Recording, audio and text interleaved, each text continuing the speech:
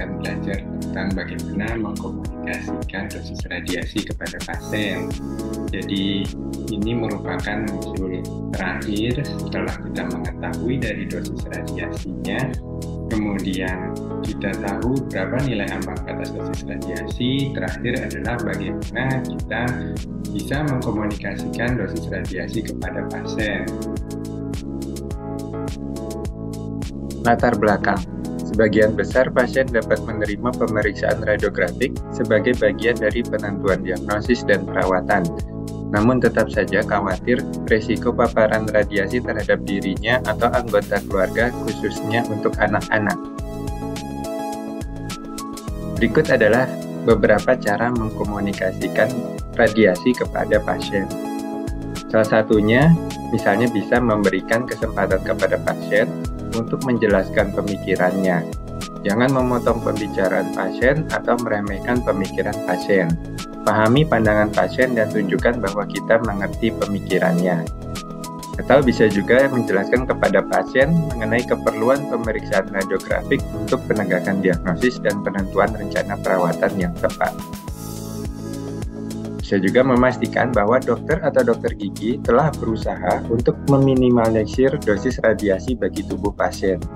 Jelaskan beberapa cara yang bisa dilakukan untuk mengurangi paparan seperti penggunaan flash film atau digital sensor, rectangular collimation, dan thyroid colors. Sampaikan besaran relatif dari dosis yang kemungkinan akan diterima pasien. Memberikan informasi tentang dosis efektif dari pemeriksaan radiografik yang akan dilakukan. Walaupun pasien tidak mudah untuk memahaminya, sampaikan besaran relatif dosis dalam jangka hari, bulan, atau tahun yang setara dengan radiasi alami. Berikut adalah skema dengan cara membandingkan paparan radiasi medis dengan paparan radiasi lingkungan. Misalnya, jika pasien mendapatkan pemeriksaan radiografis panoramik, kita bisa memberitahu bahwa dosis radiasi panoramik itu sama dengan 5 jam ketika kita melakukan berkendara dengan pesawat terbang. Atau kita juga bisa membandingkan rata-rata dosis efektif dengan radiasi alami, misalnya dengan cara ketika panoramik, dosis efektif rata-ratanya adalah 20 mikrosievert, itu sama dengan radiasi alami yang diterima oleh tubuh kita selama 2,5 hari.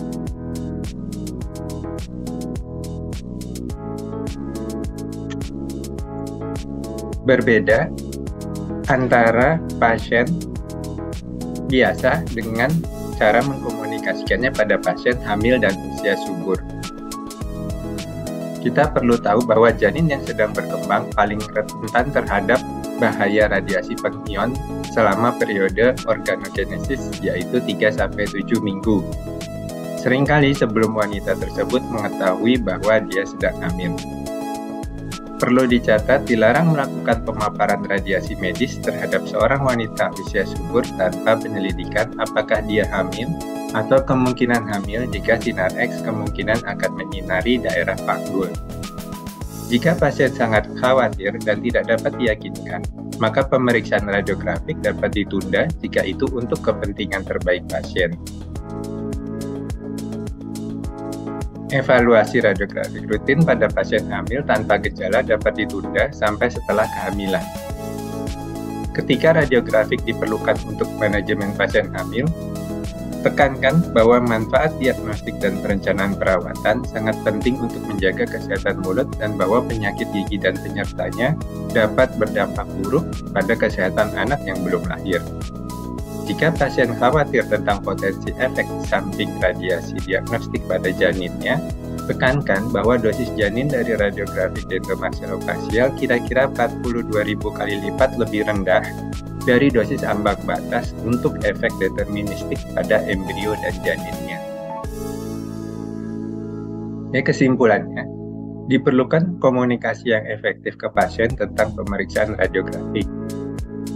Menjelaskan ke pasien pemeriksaan radiografik bukan tanpa adanya risiko, tetapi tetap dapat diminimalisir.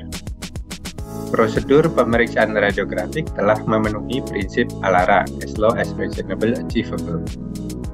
Paparan medik untuk tenaga medik tidak ada limitasinya, tetapi ada pertimbangannya. Dalam hal ini adalah resiko versus benefit. Terima kasih. Demikian modul 3 dari modul Open Online Course Universitas Indonesia.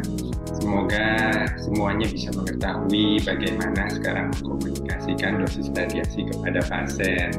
Semoga bermanfaat dan terima kasih atas perhatiannya. Saya akhiri. Billahi taufiq wal hidayah. Assalamualaikum warahmatullahi wabarakatuh.